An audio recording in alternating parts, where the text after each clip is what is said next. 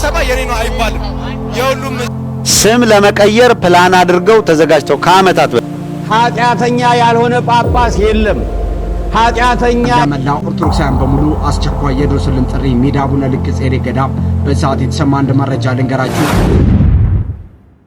የተወዳችሁ ሰዎቻችን ውድ ኦርቶዶክሳውያን ኢትዮጵያውያን ኤርትራውያን ከላይ ሰርጆች እንዴት አላችሁ? እንዴት ቆያችሁ? እንዴት ሰነበታችሁ? የመረጃ ጉልበት እንዲኖረው እንፈልጋለን። በደንብ አድርጋችሁ ላይክ በማድረግ ሼር በማድረግ መረጃውን በማዳረስ ከጎናችን እንድትቆሙ እንሻለን። ብዙ ሐሳቦችን በድጋሚ ዛሬም የምናነሳ ይሆናል። ሀገራዊ ጉዳዮችንም አካተን መተናል። ስለዚህ እንግዲህ የሚሰሙ መረጃዎች እንደ ሀገር ከሆነ ያ ጉዳይ እንደ ቤተክርስቲያንም የሚነካን ስለሆነ ነው ወቅታዊ ጉዳዮችን በስፋት ያቀረብን የምንገኘው። ስለዚህ በደንብ አድርጋችሁ ላይክ በማድረግ እንዲሁም ሼር በማድረግ እንድታዳርሱን ጋብዛችኋለን። ወደ መረጃችን ነው በቀጥታ የምናመራው። ከምንመለከተው መረጃችን መካከል ሀገራዊ ኑዛዜ ብፁዕ አቡነ በርናባስ ሁሉም ሰው በድሏል፣ ሁሉም ሰው ኃጢአተኛ ነው ይላል። ኃጢአተኛ ያልሆነ ጳጳስ የለም። ኃጢአተኛ ያልሆነ መነኩሴ የለም። ኃጢአተኛ ያልሆነ ካህን የለም። ኃጢአተኛ ያልሆነ ቆራቢ የለም። ኃጢአተኛ ያልሆነ ፕሮቴስታንት የለም። በምድር ላይ ኃጢአት ያልሆነ ኢትዮጵያዊ የለም።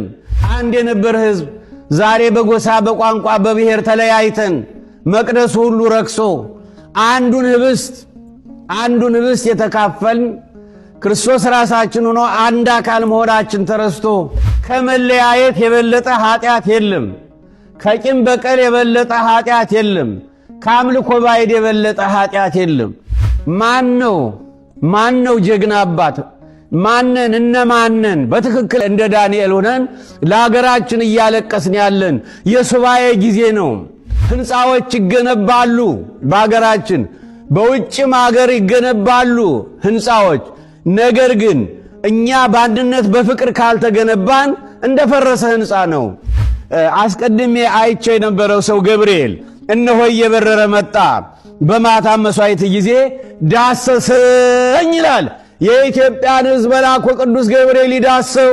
በደርግ ጊዜም ያለቁት የድሃ ልጆች ናቸው። በኢህአደግ ጊዜም ያለቁት የድሃ ልጆች ናቸው።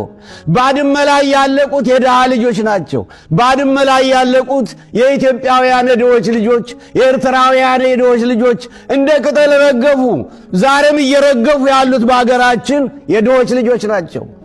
ኤርትራ ብቻዋን ሆና ምን ጨመረች? አሁንስ ደግሞ ትግራይ ብቻዋን ለመሆን ቄሱም ጳጳሱም ካድሬውም ፖለቲከኛውም ብዙ እየሞከረ ነው። ምንድነው የምንጠቀመው? ነገ ጧት አማራው ብቻውን ቢሆን፣ ነገ ጧት ኦሮሞ ብቻውን ቢሆን፣ ነገ ጧት ሶማሌው ብቻውን ቢሆን ጥቅሙ ምንድነው ነው? ከመለያየት የሚገኝ ጥቅም ምንድነው? ከማነስ የሚገኝ ጥቅም ምንድነው? ማነስ መዋረድ ነው። ማነስ መናቅ ነው። እንዲያውም ያልጠፋ ነው፣ ያልተበተን ነው። ከእግዚአብሔር ምሕረት የተነሳ ነው። እንደኛማ እኮ ከሕገ መንግሥታችን ጀምሮ እኮ ተበትነን አልቀን ነበር እኮ። ተበታትነን ቀርተን ባዝነን ነበር። ያለን ምርጫ ሁላችንም አንድ ሆነን ወደ እግዚአብሔር መጮህ። ወደ እግዚአብሔር ከጮህን፣ በተለይም በዚህ በሱባኤ ጊዜ ወደ እግዚአብሔር ከጮህን እግዚአብሔር ደግሞ ቃል ገባ እኮ በምሕረቱ እንደሚመለስ ቃል ገባ። ሁሉም ሰው ኃጢአተኛ ነው። ሁሉም ሰው በደለኛ ነው። ሁሉም ሰው አጥፍቷል። ከጳጳስ ጀምሮ እስከ ምዕመን እያንዳንዱ እንደ ኢትዮጵያ ያለ በሙሉ ትዝ ካላችሁ በአንድ ወቅት ደራሲ አለማየሁ ዋሴ ቁልቁልም ሰቅለናል፣ ሰውም አቃጥለናል፣ ቀብረን ገለናል፣ በራብ በስደት በጦርነት በመከራ ብዙ አሰቃይተናል፣ ያልሰራነው ስራ ቢኖር አንድ ጽድቅ ነው ሲሉ መናገራቸው የሚታወስ ነው። ሀገራዊ ኑዛዜው በእውነትም ትክክል ነው። ያልተደረገ ምን አለ በዚህ ሀገር ላይ? ያልሆነ ምን አለ? በጣም በሚያሳዝን መልኩ አንድ መረጃ ልንገራችሁ። በአርሲ ተባብሶ የቀጠለው የጅምላ ፍጅትን የተመለከተ መረጃ ሳቀርብላችሁ ታዝናላችሁ። ሁሉም በዳይ ነው። ሁሉም ኃጢአተኛ ነው። አሁንም ግን በአርሲ የሚገኘው ሞት፣ ስቃይ፣ መከራ እንደቀጠለ ነው። ጉና ወረዳ ረኤብ አምባ ቀበሌ በ02/12/2018 ዓ.ም ለ03/12/2018 ዓ.ም አዳር እንግዲህ 2 ለ3 ማለት ነው። በቀን 2 በ3 ሊመጣ እዚሁ ነሐሴ ከገባ ማለት ነው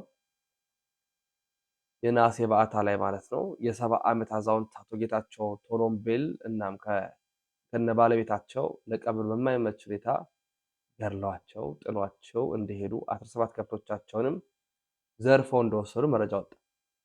በዚህ ወረዳ ያለው ኦርቶዶክሳዊ አብዛኛው በአክራሪዎቹ ከበባ ውስጥ ያለ ነው። ራሳቸውንም እንዳይከላከሉ የወረዳው ባለስልጣናትም ከፍተኛ ጫና እያደረጉባቸው ይገኛል።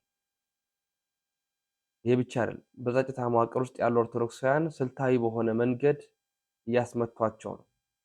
ሰሞኑን ባለንዴ ባዱ ቀበሌ 4 ኦርቶዶክሳውያን ተመርጠው የእስልምና ታጣቂዎች ጋር እንዲዋጉ ተልከው ወዲያውኑ የተኩስ ርምታ ተከፍቶባቸው የታገቱ ሲሆኑ ሚሊሻዎቹ ማለት ነው 3ቱ ይኑሩ ይሞቱ እንኳን አይታወቅም። አስኮረዳ ካራ አሊባር ቀበሌ ከሳምንት በፊት ማለትም ሐምሌ 25 አካባቢ እድሜው የ37 ዓመት የሆነው ጠጌ ቃሌ የተባለ ኦርቶዶክሳዊ በ20 ጥይት ተደብድቦ ተገድሏል። ከወረዳው አመራር ጀምሮ እስከ ጠቅላይ ሚኒስትሩ ከፍተኛ ነገሮች የተደረጉ እንዳለ ታውቃላችሁ። በሄምበን አርሶ ወረዳም ኦርቶዶክሳዊ ላይ ተፈጸመ ያለው ሃይማኖታዊ ጥቃት ከጊዜ ወደ ጊዜ የከፋ ይመጣል። እንግዲህ እግዚአብሔር ያሳያችሁ ድንግል ማርያም ታመልክታችሁ። የ70 ዓመት አዛውንትን ከአንድ ቀን በፊት ገድለዋቸው፣ ነገር ግን የአርሲ ሚዲያ ሀገረ ስብከት ሚዲያ ምን ይላል? መልካም ዜና በአስኮ ጠለታ ጨፋ የተቃጠለ የቅዱስ ገብርኤል ቤተክርስቲያን ሙሉ በሙሉ መንግስት ወጪውን ሸፍኖ ይሰራል።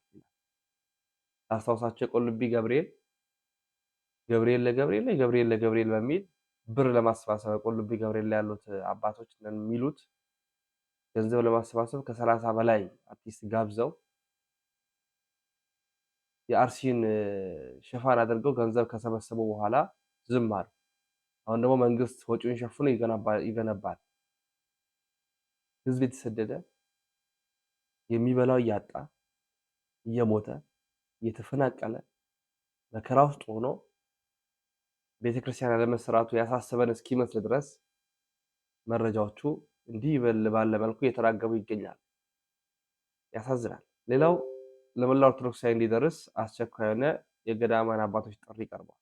ለመላው ኦርቶዶክሳውያን በሙሉ አስቸኳይ የድረሱልን ጥሪ ሜዳ አቡነ ልክ ጼዴ ገዳም በሰዓት የተሰማ አንድ መረጃ ልንገራችሁ። ይህንን ቪዲዮ ሼር፣ ኮፒ ሊንክ፣ ሪፖስት በማድረግ ክርስቲያናዊ ግዴታችሁን ተወጡ ተብላችኋል።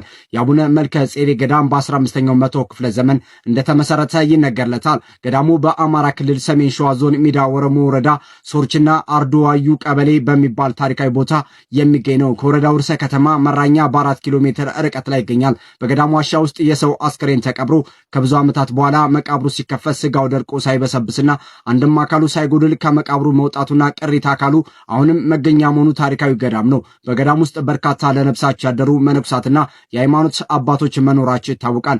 አሁን ላይ ግን በገዳሙ ያሉ አባቶች በምዕመናን መቅረት ምክንያትና አስተውሽ በማጣታቸው የሚቆረጥሟት ጥሬና የሚቀምሷት ዳቦ በማጣት ከምንገምተው በላይ በረሃብ እየተጎዱ መሆኑን ለማወቅ ተችሏል። እናም ህዝበ ክርስቲያን ሆይ ተርቤ አብልታችሁኛል የሚለው የፍርድ ቀን ጥያቄ መልስ እንዲሆንን የምንችላትን ያህል እንድንረዳቸው ዘንድ ለማስታወስ እንወዳለን። ከፍ ባለ ተማጽኖ ክርስቲያናዊ ጥሪያችንንም እናሰማለን። እናም የራስን ብቻ ሳይሆን የወዳጅ ዘመድ ገዛም በማስተባበር ከበረከቱ ይሳተፉ ዘንድ ይለመናሉ። በገዳሙ ሂሳብ ቁጥር የኢትዮጵያ ንግድ ባንክ 10,066,29,34,68 አቡነ መልከ ጼዴ ገዳም ገቢ ያድርጉ። መረጃው የጥላሁን ተሾመ መሆኑን ተመልክቻለሁ። ዶክተር ታማኝና ፈጣን መረጃዎች የፕላስ ምልክቷን መጫናችሁን አዘንጉ። በቻልነው አቅም ልንረዳ ልናግዝ እና ደግሞ ወደዛ የደም በረከት ልንካፈል እንደሚገባና ለገዳማን አባቶቻችን ልንደርስላቸው እንደሚገባን የተነገረው። በቀጣይ መረጃ እንግዲህ ወራትና ቀናት ስያሜያቸው ሊቀየር ይገባል ተብሏል። ምክንያቱም ኦርቶዶክሳውያን ናቸውና በሚል ነው አጀንዳው አንዱ ውይይት ይሆን። ኦርቶዶክስ የሚል ነገር በመጥላታቸው ኦርቶዶክሳዊነትን በመጸየፋቸው እነዚህ ሰዎች ሆ ብሎ የተነሱ ያሉ እና ወንድማችን ጠበቃና የህግ አማካሪ ያለው ቢታን እንዲላል ወራትና ቀናት ስያሜዎች ከኢትዮጵያ ኦርቶዶክስ ተዋሕዶ ቤተክርስቲያን ትውፊት ጋር የተገናኙ ስለሆኑ ሊቀየሩ ይገባል። ሌላኛው አጀንዳ ጠበቃና የህግ አማካሪ አያሌው ቢታኒ ነው። እንግዲህ አጀንዳ ሆኖ እስከቀረበ ድረስ እኛም ደግሞ ሐሳብ አስተያየት መስጠታችንን እንዲሁም ደግሞ የሀገራዊ ምክክር ኮሚሽኑ ከተቋቋመበት አዋጅ እና መቋቋሚያ አዋጅ አንፃር እየፈተሽን መሞገቱን እንቀጥላለን ማለት ነው። እያንዳንዳችንም እያወቅን የሀገራችን መጻኢ ዕድል ላይ መወያየቱ አግባብ አለው። ቪዲዮውን እስከ መጨረሻ ድረስ ሳትሰሙ ምንም አይነት ኮሜንት እንድትሰጡ አልጋብዛችሁ። ስለዚህ እዚህ ሐሳብ ላይ የወራትና የቀናት ስያሜዎች ለውጥ ሊደረግ ይገባል። ምክንያቱም ከመስከረም እስከ ጳጉሜ ያለው እንዲሁም ደግሞ ከሰኞ እስከ እሁድ ያለው የቀን አቆጣጠር ሙሉ በሙሉ የሚመለከተው ኦርቶዶክሳዊ ትውፊትን የያዘ ነው የሚል ነው ሐሳብ አስተያየቱ። እስቲ ይሄን ሐሳብ ጋር በተያያዘ ሐሳቡ ተነስቷል፣ እንኳን ተነሳ። ነገር ግን እንዲህ አይነት ሐሳቦች ከሀገራዊ ምክክር ኮሚሽኑ መቋቋም ጋር ተያይዞ ዓላማው ነው ወይ የሚለውን ነገር መመልከቱ አግባብነት አለው። እንደ ህግባን ማለት መጀመሪያው እንዲህ አይነት ሐሳቦች መነሳታቸው የኮሚሽኑ የትኩረት አቅጣጫ የሆኑትን የሚያስትና እርስ በርስ ወደ ቁርሾና ወደ መጠራጠር ውስጥ እንድንገባ የሚያደርግ ነው። ስለዚህ ቆም ብለን ልንመለከት ይገባል ማለት ነው። በተለይም የምክክር ኮሚሽኑ የአዋጁ መሰረታዊ የትኩረት ሐሳቡ የሀገርን ህልውና፣ ሰላምን፣ የሥርዓተ መንግስትና የፍትህ ጥያቄዎችን በውይይት መፍታት ነው እንጂ እንደ ቀን መቁጠሪያ ያሉ የጋራ የሚያግባቡን እንደ ገመድ ያስተሳሰሩን ባህልና እሴት የፈጠሩልን የቀደምት ማንነታችን መገለጫ የሆኑትን ሐሳብ ወይም የቁርሾ ነገር አድርጎ በማከላችን ጥርጣሬ እንዲነክስ ማድረግ አይደለም። ስለዚህ ተጠየቅ ውስጥ ይገባል ማለት ነው።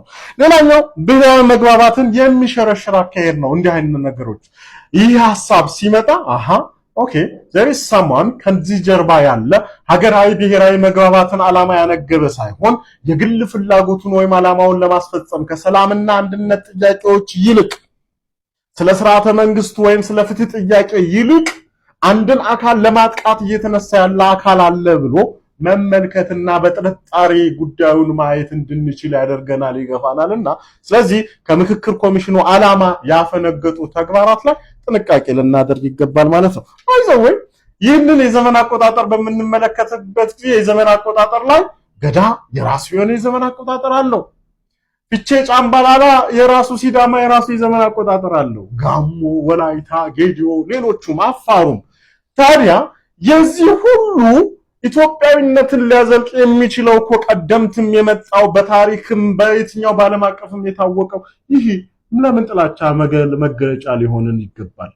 ለምን አንድ የሚያስታርቀን ጉዳይ ላይ ለምን እንዳንሰራ ተደረግን? ለምን ህመም እንዲሆንና የነበረን መተማመን እንድናጣ የሚያደርጉ አጀንዳዎች እንዲወጡ ተደረገ? ስለዚህ እስቲ በዚህ ጉዳይ ላይ የተሰማችሁን ሁላችሁም የትኛውም ወገን የተሰማችሁን ሐሳብ በኮሜንት ሊንክ ላይ ጻፉ። ለብዙዎችም እንዲደርስ ኮፒ ሊንክ ሼር ፖስት አድርጉ። አመሰግናለሁ። ተጠበቅብን። በነገራችን ላይ ጊዜ ካመቸላካ ብዙዎቹ ለመቀየር ይፈልጓታል። ያየነው፣ የተረዳነው፣ ያወቅነው፣ የሰማነው ይሄን አላመቻላቸው እንጂ ቢያመቻቸው ኖሮ ብዙ ነገሮችን መቀየር ይፈልጉ ነበር። የአዲስ አበባ ስምና ሰፈሮች ሊቀየሩ ነው መባሉ ተሰምቷል። ግን የአዲስ አበባ ወጣት ምን አይነት ድምጹን አሰምቶ ነበር? ንካል ሲጀመር አዲስ አበባና ሰማይ የኔ ነው አይባልም፣ የሁሉም ህዝብ ነው። ሰውየው ማስተዳደር ካለበት እንደ አዲስ አበባ ሲጀመር አሁን የአዲስ አበባ ልጅ ምን አለው? ምንም ነገር የለውም። የአዲስ አበባ ልጅ ምን አለው? ከስደት ውጪ ባህር ከመብላት ውጪ ምን አለው? ለአዲስ አበባ ልጅ ማን ነው የሚያዝነው? በትላንትናው ዕለት በመዲናችን አዲስ አበባ ወጣቶቹ ጥያቄን ማንሳት ጀምረዋል። እንደሚታወቀው በሀገራችን የምክክር ኮሚሽን ላይ በጣም አከራካሪ ሆኖ የታየው የአዲስ አበባ ጉዳይ በአዲስ አበባ ወጣቶች ዝምታ ተሰብሮና ስለምንኖርባት ከተማ ይመለከተናል፣ ይገደናል ብለው አደባባይ ወጥተው ድምጻቸውን ማሰማት ጀምረዋል። ወጣቶቹም የአዲስ አበባ ልጅ ሰፈር እንጂ ብሔር የለውም፣ ለበርካታ ዓመታት አሁንን ጨምሮ ብዙዎች በነጻነት ልዩነትን እንኳን ቢኖር በፍቅር የሚኖሩባት ታላቅ መዲናችን ናት። ነገር ግን በውስጧ የሚኖሩ ወጣቶች አልተጠቀሙም። ገሚሱ ከቀያቸው ተፈናቅለው ዳር ዳር ላይ ሲጣሉ፣ ገሚሱ ለተሻለ ሕይወት እንዲሁም ኢኮኖሚውና ፖለቲካው አናታቸው ላይ ወጥቶ የሚወዷትን ከተማ ጥለው በባህር ተሰደዋል።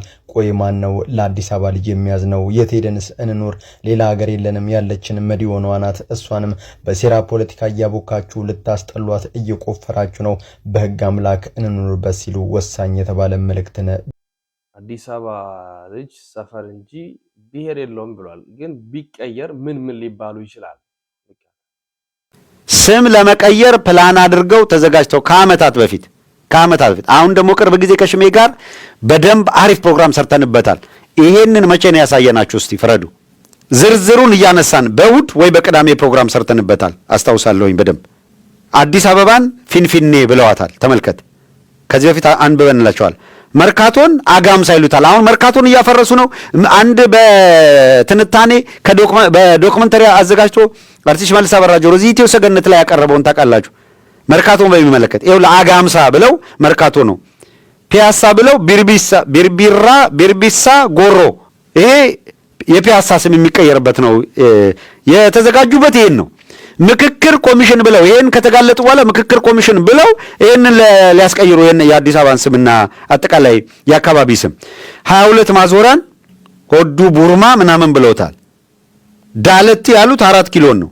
ሲልካሊ ነው ምናምን ደግሞ ሳር ቤት፣ ባሮ ኮርማ፣ ጥቁር አንበሳ፣ ላጋ ሐሬ፣ ለጋ ሐረን፣ አርካንሳ ነው ምናምን መካኒሳ ምናምን ምንድን ነው ባካኒሳ ነው ባካኒሳ፣ ሁርፋ ራፊ ነው አውቶቡስ ተራ፣ ጉሊሊ በዳሶ ጉሊሊ በዳሶ ቄራ፣ ካፊ ሙዳ ደግሞ ልደታ ናት። አሁን ልደታንም የልደት እየሰፈር ልጆች እኮ የልትሄዱ ስትል ካፊ ሙዳ ልትል ነው ማለት ነው።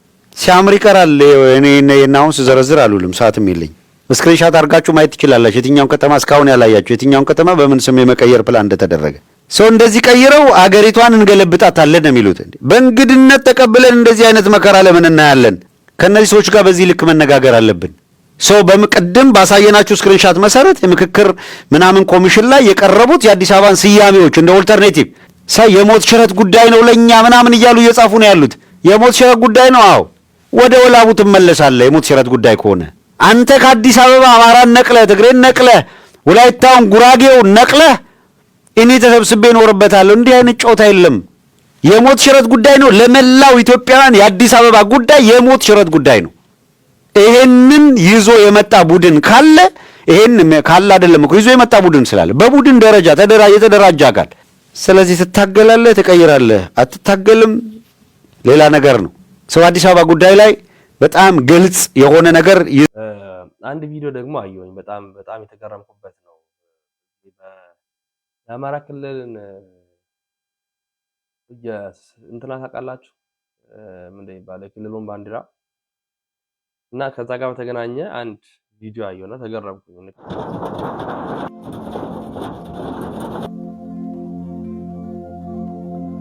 እንዴት ዋላችሁ? ደህና ናችሁ? ከአንድ እስከ 4 ይሄ የትኛው መዝሙር ነው?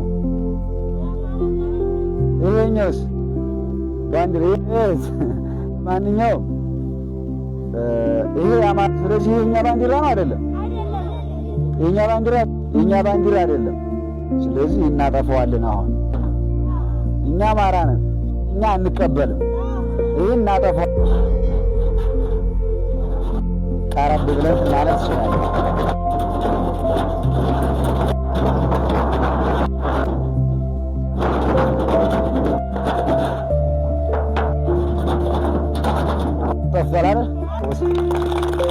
እዚህ በኋላ የኛ ባንዲራችን ይሄ ነው። ኢትዮጵያ ሀገራችን አይደል? አረንጓዴ ቢጫ ቀይ ባንዲራችን፣ አማራነት ማንነታችን፣ ፋኖ መከታችን ነው። ስንት ባንዲራ ነው ያለን? አንድ ባንዲራ ነው ያለና ምን አይነት ባንዲራ? አረንጓዴ ቢጫ ቀይ፣ አረንጓዴ ቢጫ ቀይ። አዎ ባንዲራችን። ሌላ ባንዲራ ኢትዮጵያዊነት ከፍ ማለት አለበት። ቤተክርስቲያናችንን በተለያየ አቅጣጫ ለማጥቃት ብዙ የተሰራ ነው ያለው። ሰማም ያሉ መረጃዎች ያሳዝናሉ። የተወዳችሁ ቤተሰቦቻችን የዛሬ መረጃችን ይሄን ይመስላል። በሌሎች መረጃዎች እንመለሳለን። እስከዚያው ድረስ ተሰነባበትን። ሰናይ